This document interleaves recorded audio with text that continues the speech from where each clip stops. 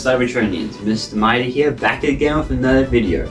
Now today I'm going to be discussing my top 10 favorite Transformer superpowers. So now this is what qualifies as Transformer superpowers. So it cannot be something by a device, so like a gun or a speaker or anything like that, something that they can use. It has to be specific to them, so it's not something that every other character can have, and it has to be something that's natural to them. Alright, so with all that, let's jump right in. Alright, so first on the list is Skywarp's teleportation powers. Now, since the 1984 series in G1, Skywarp has had the ability to teleport from place to place. He's had it in that series. He's also had it in Earthspark, and also different kind of comic books as well. So Skywarp's ability is a natural thing that he can do, and it is really cool because that's what separates him from the other Seekers, including the main three, which is Starscream, Thundercracker, and Skywarp. Now, Thundercracker is known for breaking the sound barrier and doing a sonic boom when he flies in jet mode, but I believe that's more of a alt mode kind of thing, where it's something that the other Seekers should be able to do anyway. Skywarp has been able to do teleportation, and it is amazing. I think it's really cool, and that's actually why he's one of my favorite Seekers, because that's such a unique thing to him, and no one else has that. Next up is Blur's Super Speed. Now, again, Blur has had the ability since the original G1 series back in 1986 when he first appeared in the Transformers the movie. Now, Blur hasn't always had the ability. There has been one or two shows where he hasn't been as a speedy character as he is in other ones. I believe it's the Unicron trilogy where Blur doesn't have the speed. But everything else, like G1, Animated, Cyberverse, and I believe that's actually it. Yes, so those ones where he's had the ability of running super speed. Now, that's actually one of the reasons why he's been one of my favorite Autobots. I've always admired the ability of going super speed, and that's why Blur is so cool to me. And now for a superior choice. This is Soundwave's Sounds Attack. Now, Soundwave hasn't always had this attack. It's been a very rare case. The other times where he's had it was in one episode of G1 where he fought Blaster, Cyberverse, and Transformers Prime, where he used it to harm the Autobots. Now, I think it's a really cool thing that Soundwave can actually control sound waves and use it as a weapon, and I would absolutely love to see it. Oh, and of course not forgetting Earthspark as well. I love that show, especially his use of that as his primary weapon. While other Decepticons use guns, blasters, what have you, Soundwave uses his Soundwave attack, which he shoots out of his hand, along with his shoulder gun. Now, Cyberverse also shows it a lot, with Soundwave being able to use it in 3 different modes. One is the more direct, where he's able to aim it very specifically. One is a more wider range, and one is a circular 360 degree around him. It's really cool how he's able to do all this, and I think that's amazing that they gave him that ability. Hitting hard with a powerful and amazing ability, it's Brawn's Super Strength. Now, for a character who is usually as small as Bumblebee, he is incredibly strong for his size, and it is amazing. He has been able to do this since the G1 series, where he's shown to be very, very strong.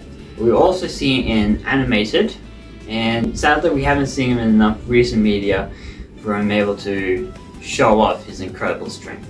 However, I would absolutely love if he returned in the live action films to use his amazing strength against the Decepticons. Now, this one actually does go slightly against one of the rules I stated earlier, and this one is the Insecticon's ability to duplicate. Now the reason why it says it goes a little bit against is because it's not just the one character, but it is the three Insecticons, Kickback, Bombshell, and Shrapnel. Now, yes, it is three Decepticons and not just one specifically. However, I reckon since they're a group and Insecticons usually have like a sort of hive mind, I figured I'd put them together as the exception. Now, they've been able to duplicate themselves to increase their army, their swarm, or whatever you might call it. Now, it is really cool how they can able to do it. I believe from the G1 series, it was by drawing energy from resources and then able to use that. In the Earthspark series, they were just able to create it as they wanted to. And they were able to do it to however state they wanted it, making a massive swarm of Insecticons. I would absolutely love to see this come around again in future series. You better remember this one because this one is Mirage. This is his hologram / invisibility power, and again, this is another power that has been since the G1 series.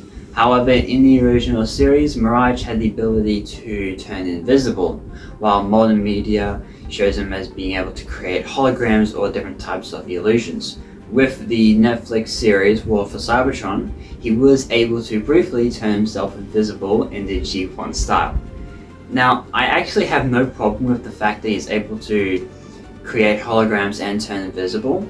Now, in the G1 series, the Autobot that could create holograms was actually Hound and not Mirage. However, I reckon since the name Mirage means seeing something that's not actually there, I reckon holograms work better for Mirage, as well as turning invisible as well. Now, I love how he uses his hologram abilities. For example, making copies of himself to distract his enemies, and of course, hiding himself in plain sight. It is absolutely amazing, and I really hope we get to see more of it in future media, unlike how he used it only twice in the Rise of the Beast movie. And now for something that might shock you, this is Jolt's electric abilities. Now, I haven't actually watched this series, but I believe that he appeared in the Unicron trilogy, please correct me if I'm wrong, where he appeared as a Minicon, and he didn't have this ability. However, in the Michael Bay live-action film, Transformers Revenge of the Fallen, he was able to shoot electricity out of his hands and use this as a weapon while also using whips, and he was able to use that to bring jet fighters parts to Optimus. Now, this power wasn't used enough as it should be because it is really a cool power, and I can just imagine being like Electro, just absorbing energy and shooting it right back at his enemies. It is such a cool power, and I really hope we kind of see that again in the future. Now, this one I have two on this specific list. This one is Swelter and Glacier's element controls. Now, this does not go against the specific power for one specific bot rule, because they both have different powers. Glacier has the ability to control ice, while Swelter has the ability to control fire. These are two Minicons that appeared in Transformers Robots in Disguise 2015, and they worked for numerous Decepticons, but in the appearance that they worked for a Decepticon named Razorpaw. They were able to use their abilities together to bring down enemies such as Windblade and Optimus Prime himself. Now, these guys only had one appearance, which was that one episode in the show. However, I really like the use of their abilities and how well they work together, even though their powers are quite opposite. And now this slot is going to Windblade's City Speaking. Now, the term City Speaker is actually used to describe a group of Transformers who can connect to the minds of Titans who are too large to speak. Now, Windblade is the last City Speaker, and which is why I decided to give her the exception of being a specific bot with this power. Now, we don't see many City Speakers in the Transformers franchise, besides the one that we see in the Combiner Wars show, Maxima, I believe the name was. Yes. Windblade has been able to use his power in the Machinima Wars Prime Wars trilogy and the Cyberverse series. She was able to use this to connect to the minds of Titans such as Iaconus and even Metroplex and Fortress Maximus. These are very powerful Titans that Windblade was able to connect to the minds to and communicate and help fight. Now before we discuss number 10 of my favorite Transformer superpowers, here are a few honorable mentions that I had to include in the video.